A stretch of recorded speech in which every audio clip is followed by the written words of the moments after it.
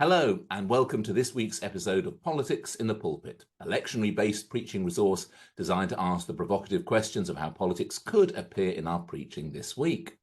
My name is Geoffrey and I'm a Methodist minister based in Putney in southwest London.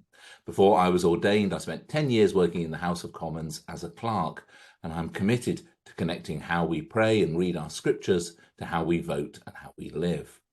Each week, I'm joined by a guest from a different place and space on the pulpit and political landscape. And today, I'm very pleased to introduce my colleague, the Reverend Dr. Jonathan Dean. Jonathan works in the Methodist Church's Connexional team with responsibility for theological education and ministerial formation.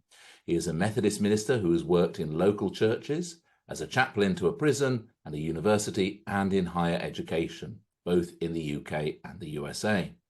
His interests include reading, music, politics, walking, running, drinking coffee, visiting new places, and trying not to lose heart whilst supporting Norwich City FC. Well, Jonathan, it's lovely to have you here with us today, and thank you very much for making the time to join us. Thanks, Now, we all know that politics in the pulpit can be a bit of a contentious topic, but we also believe that it's essential that the world around us speaks into our churches. When you hear arguments, and we all do, saying that politics should not form part of our preaching, what's your response? Well, I suppose the short response, Geoffrey, is to say, I simply think that's wrong. The slightly longer response, I suppose, just it makes no conceptual sense to me at all to kind of talk in that way. When I guess I was sort of raised in the era of, I was raised in the 1980s. I grew up in the 1980s. So against the background of a Europe that was divided physically in some cases, but certainly ideologically, by an iron curtain. I grew up against the background of apartheid in South Africa and the struggles for justice that were happening there. And I think the kind of influences both on my faith and on my politics have strongly kind of have strong roots in that sort of era of my own formation, really. So, I'm sure other guests have quoted it before, but I was formed by the perspective of folks like Archbishop Tutu, saying, that when people say that the Bible and the politics don't mix, he used to wonder which version of the Bible they were reading. And in fact, my mentor, when I began local preaching in my teenage years, had that quotation on the wall in the toilet. So every time I went to the loo when I was having my tutorials with her, I would be reminded of Desmond Tutu on this. But so I think it was just kind of in my DNA, really, to see the two as intrinsically linked, whether that's the Old Testament background of the great sort of Jewish vision of shalom, of the wholeness, of the flourishing of all creation, including human structures and systems, or whether it's the language of Jesus about the kingdom of God, which, though it's rich and full and varied, has to be something about the ways in which people live and the conditions in which they live. It goes really to the heart of what I think my faith is all about for me. So that would be the longer answer to the question, I guess. Well, it's very good. It would have been a very short podcast if you'd said no. Yeah, it would. Yeah, I don't want to do that. And I think you are the first person this season to mention Desmond Tutu. Oh, okay, good. So there we are. Yes, so a man of great wisdom and yes, sorely missed. Now, each week, before we plunge into the lectionary readings, my JPIT colleagues provide me with a few key news stories, and as always, there's much to think about this week. The big news story, it seems, this week and over the weekend has been the proposed legislation relating to the small boats across the Channel, which proposes to further restrict their rights, although it's unclear exactly what the new legislation will do that previous legislation has not done, and there's an intense debate over that. We watch with bated breath as the city of Bakhmut in eastern Ukraine appears on the brink of falling to the Russian forces, but at the same time we're hearing of disarray in the Russian forces from the Wagner group in particular. More closer to home in the life of the church, we are very firmly in the season of Lent, and if you've given up anything for Lent, it's now perhaps beginning to bite a bit more. We are in Fair Trade fortnight, and on Wednesday we will be marking International Women's Day in various ways, and there are some good resources available on the Methodist Church website if you're interested. So with all that in mind, and with our metaphorical newspapers in one hand and our very real Bibles in the other, let's turn to our lectionary readings for this, which will be it must be the third Sunday in Lent. That's right, isn't it, I think? I always have that conversation with the steward in the vestry immediately when they're looking for the vestry prayer, and they're saying, which one is it? Which one are we? So third Sunday of Lent, and we have readings from Exodus, Romans chapter 5, John chapter 4, and Psalm 95. So, Jonathan, where would you like to start? Thanks, Geoffrey. I think there seems to me to be a sort of a metaphor. In fact, in both the Exodus and the John readings, we are asked to think about literal journeys. So the Exodus 17, we kind of meet the people of Israel just after their liberation from slavery in Egypt. They've just been brought through the Red Sea and everything's looking rosy. And then all of a sudden there's this huge crisis in their common life, a really, really basic crisis, which is a lack of water, or at least a lack of the kind of water they think they ought to have. And so Exodus 17 is about how Moses leads the people through that particular crisis on their journey towards freedom and on their journey towards kind of learning what it means for them to be the people of God who have had this kind of shared experience of liberation. And then in John chapter 4, we have this, very long. I always used to think when this story came up in the lectionary, that it's extraordinarily long. And if we read the whole thing in church, we actually get a long Bible reading, longer than I guess we're mostly used to, which may be a good thing for us because we're sort of more used to little bleeding chunks taken out of context. So it's nice to have a whole long story. But it's a story about Jesus on a journey, and he comes across a woman from a different culture, and John gives us this really quite extended account, quite famous account now of this conversation that they have, and of the kind of ways in which that leads to some interesting things in the woman's community and in the ministry of Jesus. So I guess as I'm thinking about these two stories, and particularly thinking about some of the context for political and thinking about justice, I'm struck by the ways in which, the way of Christian discipleship is not just an instantaneous thing. It is, to quote a book by Eugene Peterson that I used to love, a long obedience in the same direction. It's like it's a long way. It's a journey, and I was kind of thinking about this sort of image really in relation to some of the questions of human flourishing and justice that perhaps go to the heart of what this podcast is about. And I was remembering, folks like Dr. King talking about how actually being a Christian who is engaged in changing political systems or engaged in trying to make the world a better or fairer place is a long haul kind of project. It's rarely a thing where you get results overnight. And for better or worse, we are all of us on a journey, and on a journey with Christ, on a journey towards understanding the mind of Christ better, on a journey towards trying to make the world look more like the kingdom of God.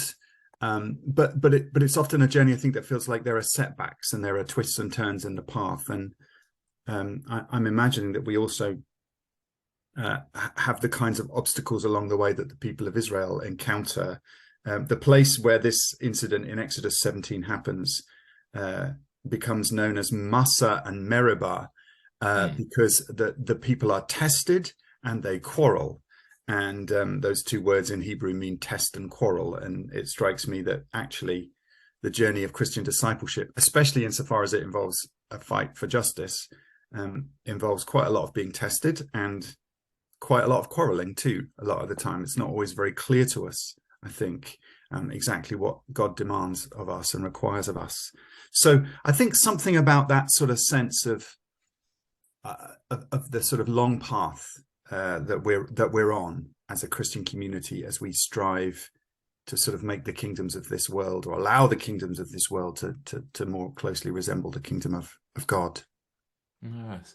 I mean, very lots of sort of your what you're saying makes lots of ideas sort of spring forth in my head. The parallel that immediately came to my mind was this, and I just had to click on the BBC webpage there, was about the Marine Treaty signed over the weekend, and that wonderful, incredible thing, incredible achievement, protecting, protecting God's creation in the oceans. And I've heard various stories. Sometimes it says 10 years of negotiations, 15 years of negotiations. It says on the BBC, quite conveniently, decades of negotiation, which covers all bases. But what we know is that, and again, from my experience, is that agreements, especially multilateral agreements like this, do take decades. They take years and years and years of patient negotiation behind the scenes. Very unsexy, unexciting stuff. And the sort of stuff that often politicians don't like to be too much engaged with, because you get no instant reward. And we've talked about in this season before about Harold Wilson's quote, a week is a long time in politics. And we want instant results. We want things happening now and in 24-hour news. But the reality is that good things take a very long time to build. And here we have the Exodus, and you started with the Exodus passage there. And there's always this question, isn't there? Why on earth did it take 40 years to go from Egypt to the promised land when it's a journey that would take less than a year? And it's the idea of building that long walk, to quote another South African leader, the long walk to freedom. Is there something there about that long journey, and about, and perhaps as Christians, we have that longer term perspective with 2,000 years of history? Yeah, that's a great question.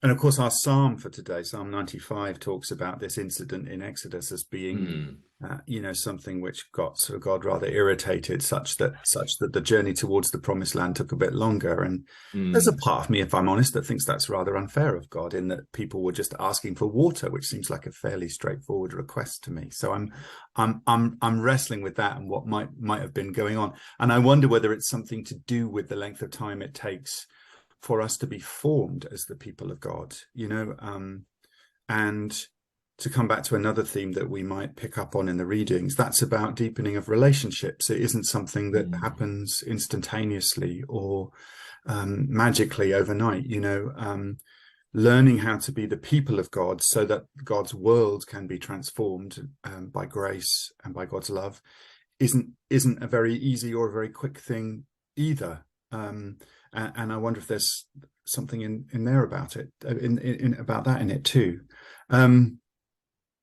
To your point though, about instantaneous things. I mean, I'll try not to be too sort of partisan about it, but I mean, this ought to be something that we have learned in the last few years, in the whole context of our exit from the European Union. We were, I'm going to try really hard not to be too partisan about this, but I mean, we were promised all kinds of instantaneous things like treaties with other countries that, of course, as you say, don't happen overnight, and can't, because political processes, diplomatic processes don't work that way. And I think I worry a little bit about the effect of the context we live in, the sort of social media age that we're in terms of our expectation that things will happen really quickly, or that the world can be changed. So in some ways, maybe it's a cautionary reminder of the fact that the great victories that we celebrate as examples of the kingdom of God breaking into the life of the world were themselves built upon definitely years of things which probably weren't very sexy, as you say, and took sort of patient amounts of prayer and action and intentionality. And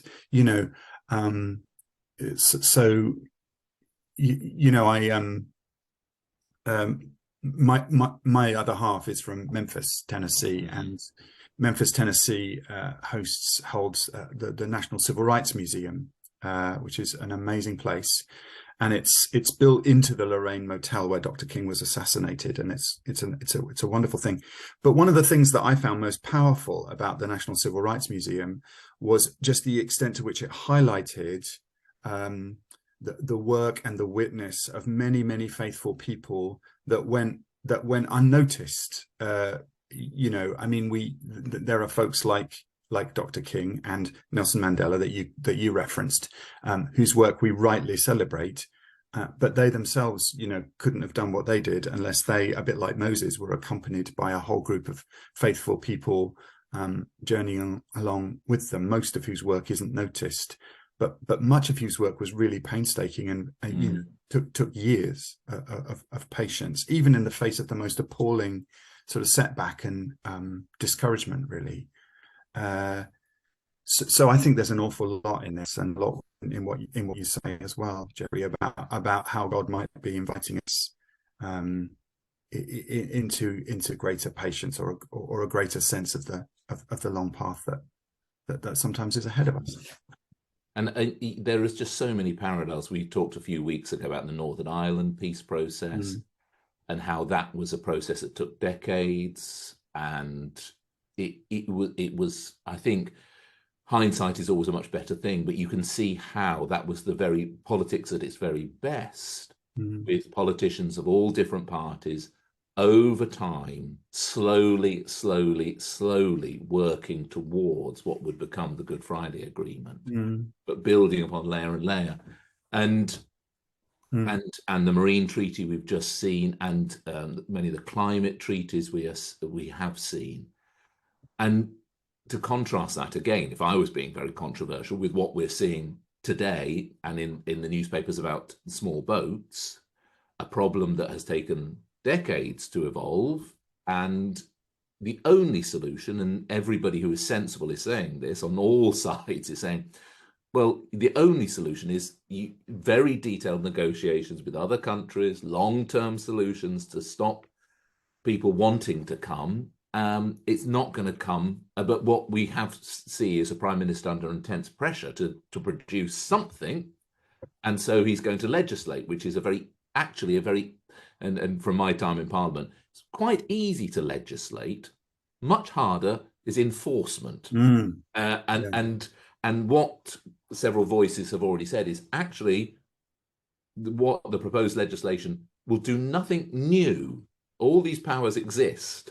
It's enforcing, and you cannot stop people who are that desperate from coming. So, but of course, our news industry and many of us want instant solutions. So I think that's wonderful. So there we are. I think we could take the rest of the week off, Jonathan. I think we've done our there with just the first reading. But then, and we've referred to Psalm 95. I mean, I think also in Exodus, I think Moses would perhaps, I think many of our political leaders would sympathize with Moses there about people being ungrateful and complaining. But with the John reading, which as you rightly remark, is a very long reading. And of course, one of the problems with having John's Gospel in the lectionary is it doesn't really make sense unless you read the whole chapter, which can make it hard. How do you see that sort of idea of the long journey there in the encounter with the woman at the well? Yes. Well, I mean, at a very literal level, Jesus is traveling, and he has to, and he decides to take a shortcut on his journey, which takes him through the Sumerian territory, which of course is populated by people with whom he wouldn't normally perhaps associate as a sort of faithful Jew. I mean, I'm struck. This story gets used in all kinds of different ways as an example of good evangelism, as an example of mission in action, as an example of all kinds of things. I mean, there's a kind of a verbal and a parallel with in terms of water as well between this and Exodus 17. So there's all kinds of resonance going on here, I guess. I mean, in relation to what you were just saying about small boats, I think one of the things that really strikes me reading this passage is Jesus's rather gentle and compassionate engagement with this woman. She's a woman, which in his culture means that it's interesting that when the disciples come back, they're more worried about the fact that he's talking to a woman than the fact that he's talking to a Samaritan. So she's got two things going against her. Jesus, if he were, would have been within his rights within the culture of the day in some ways to have treated her quite sort of dismissively. Instead of which, I feel like there's a really interesting and rather sort of vulnerable beginning to that conversation when he admits his own need and asks her to help him, give me a drink, and I suppose one of the things that sort of leads me to reflect upon really is the sort of the nature of power and how we use it. And I think thinking about my own context, one of my sort of ongoing challenges, growing edges, as they would say in the States, at the moment is around the issue of power and is around my own use of it and my own privilege in having it, as a white man, particularly. I work in theological education, and one of the real challenges that we have in higher ed in general right now, but particularly in ministerial formation, is to think about the ways in which what we teach and how we teach it privileges certain people over others, particularly white people. And I think that for me, trying to allow myself to be challenged about the nature of whiteness, about the nature of my own whiteness, and how I have unthinkingly sort of benefited from that over the years, feels to me like a really important sort of way in which in this season of Lent, but at other times as well, I'm being sort of properly challenged actually about my own complicity in systems and structures that aren't just and aren't fair. So I look at Jesus engaging with somebody from a different culture here, somebody that his culture taught him perhaps in some ways he shouldn't engage with in this way. And I see an example actually of someone laying his power aside, somebody using his power, not using his power really, somebody sort of making himself vulnerable to another. And so to get back to your question about the long journey, I feel like this is, this is very much work that's not finished in the life of the church as in the life of the world. But I'm also really struck by the ways in which these are questions which people are really reluctant to address. And if I'm honest, I'll acknowledge that sometimes I feel reluctant to address them too. They are what they might ask of us. It's really easy to be the kind of Christian who demands other people change all the time, and there's a place for that, I hope.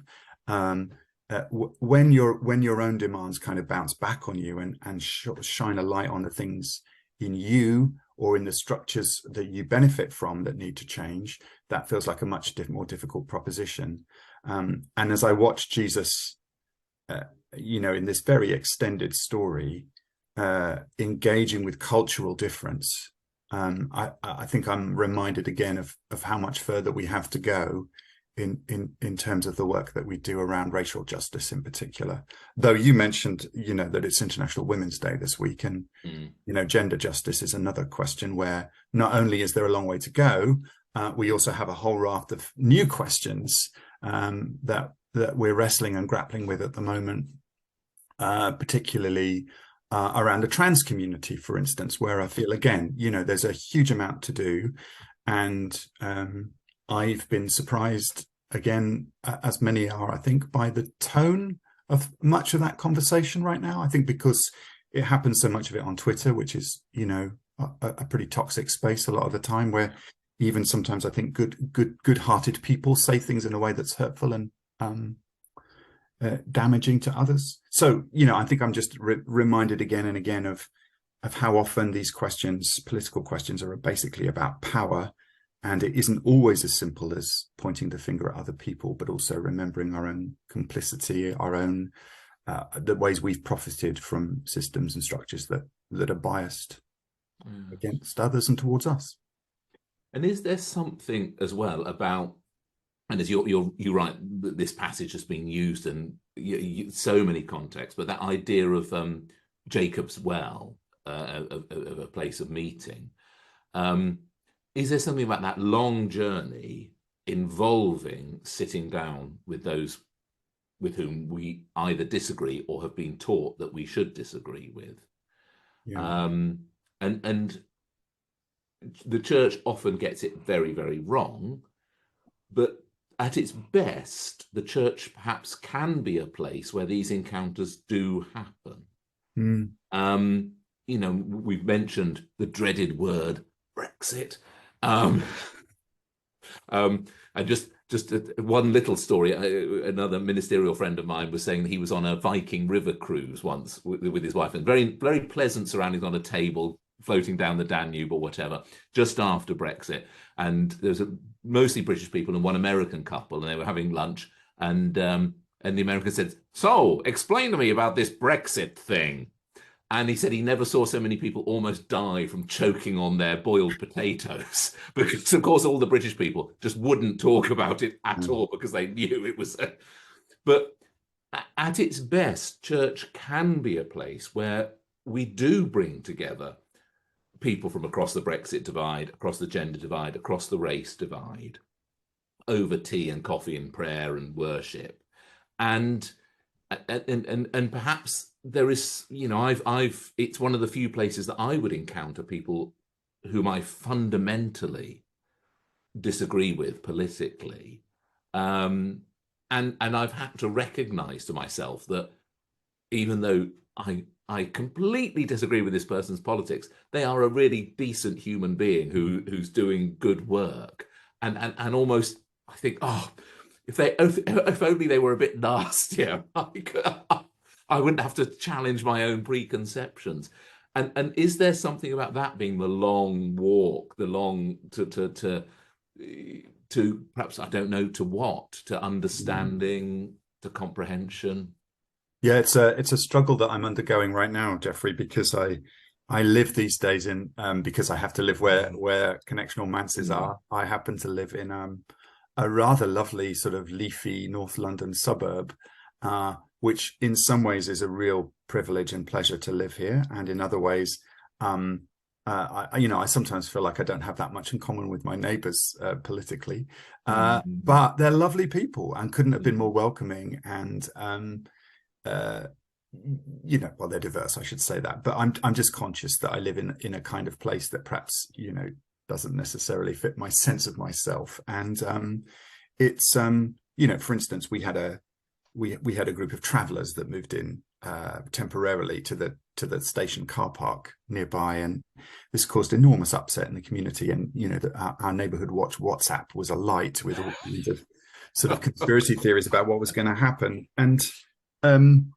it was quite hard to feel, well, how do we speak into this, in terms of how we might understand traveling communities a little bit better, and so on.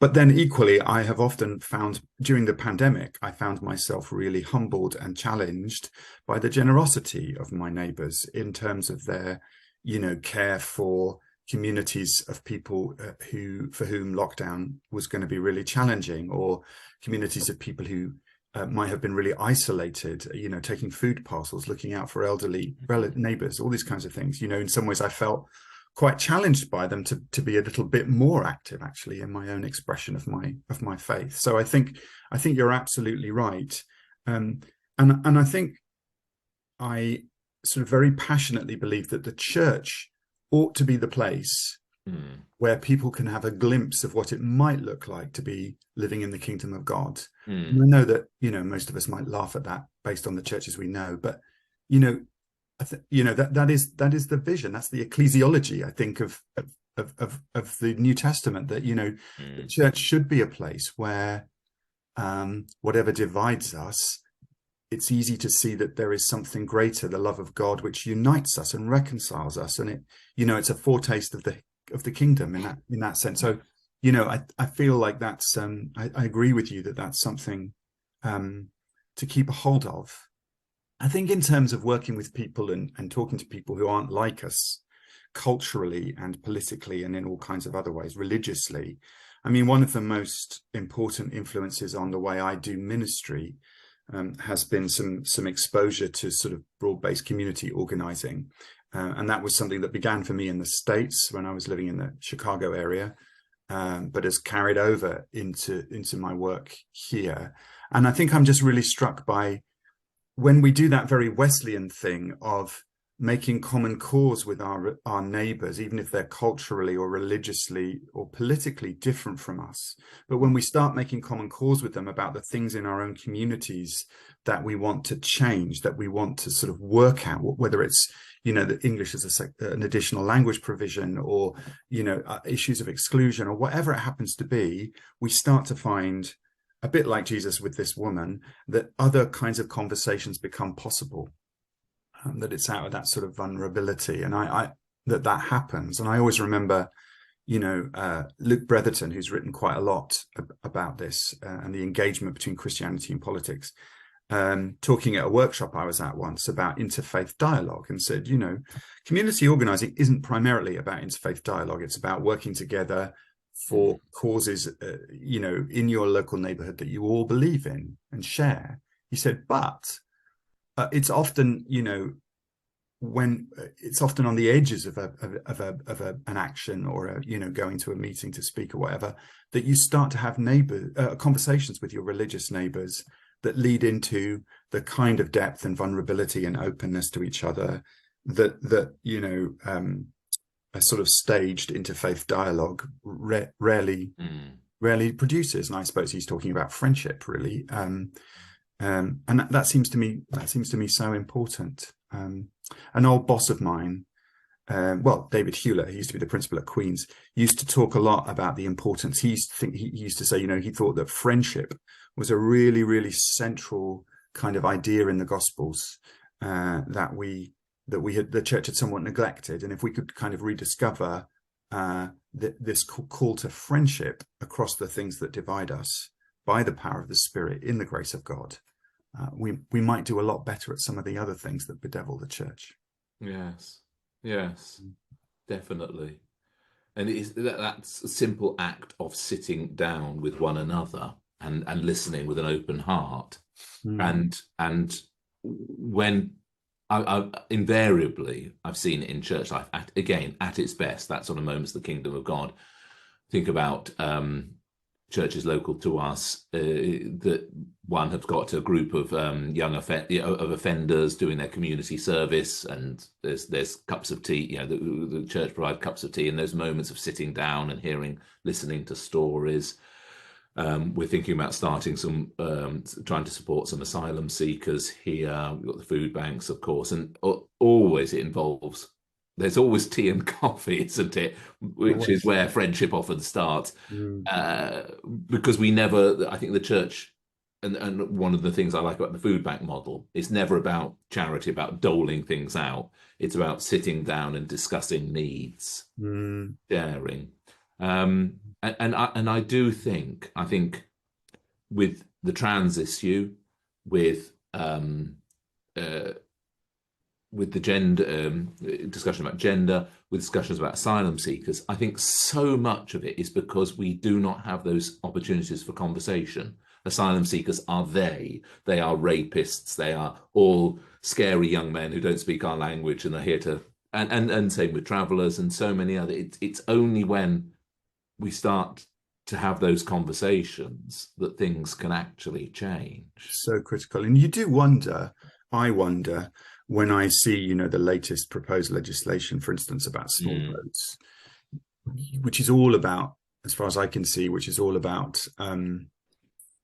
targeting desperate individuals, as you say, rather, in the name of, getting at the people who actually exploit them. You just wonder how many of those people, those who frame these laws, have actually spoken to, and how many of their experiences they've actually heard. And I say that not, I hope it doesn't sound like I'm being too sort of sanctimonious about it. I say that because I know that my own views have changed when I've actually done what you just described and sat down and talked. And, I think back to, I was, as you said in my bio, I was a prison chaplain in a high security jail for a while. And I know that my own views about the criminal justice system and the people who are in it were radically changed, not in a sort of bleeding heart liberal kind of way, but just by hearing people's stories and learning more about the spirals of poverty and addiction and dependence and, gang membership that bedevil communities where, often young people of good intent feel rightly that there's no choice for them if they're going to remain safe or even alive, but to involve themselves in some of the things that eventually lead them to prison. And, I also am aware from that how useless our criminal justice system is at actually giving those we imprison opportunities to begin a new life when they're released. I mean, there are ways of helping prisoners when they're released, but they tend to be things that are a little bit more expensive in terms of how much tax we want to spend. And so there are all these kinds of things where I just think, what you've just been talking about is absolutely imperative for all of us in terms of broadening our sense of empathy, our sense of the situation of other people. And I wish John in some ways said more to us about what happens in this Samaritan community after this woman has this conversation with Jesus, because it's clearly remarkable, and it clearly isn't all his doing. She goes back and has as much of an influence as he does after this conversation. But there is a transformation here in between communities of people who for ages have been sort of ostracized from each other by their own suspicion and prejudice. It's really quite remarkable. Yes. And from my reflecting there, my own time in serving in Parliament, working very closely with MPs of all political hues and colours, we often would comment that there was a difference amongst those members who came with real life experience, or who had experienced some form of not personal tragedy, but who had a disabled child, who had struggled with some form of illness, who had experienced prejudice of some kind. And we often noted that MPs who had lost their seat and then been re-elected were much better to deal with the second time round, because they'd had that experience of loss and failure. So I think that idea of sitting down with people and we're going to have to wrap up there. I'm afraid Paul doesn't get a look in with Romans, so we'll leave Romans and the results of justification for another day. But Jonathan, thank you so much for sharing your thoughts with us today. It's been a real pleasure to talk to you, and we wish you every blessing in your work and your ministry. If you have enjoyed this episode of Politics in the Pulpit, and we hope you have, please leave us a review wherever you listen to your podcasts, and share this episode with your friends. We also have online spaces for further engagement and discussion about faith and politics on Twitter at @pulpit_politics, or using the hashtag Politics in the Pulpit. We also have a Facebook group which you can access through the Joint Public Issue Team's Facebook page and the website jpit.uk. That's jpit.uk.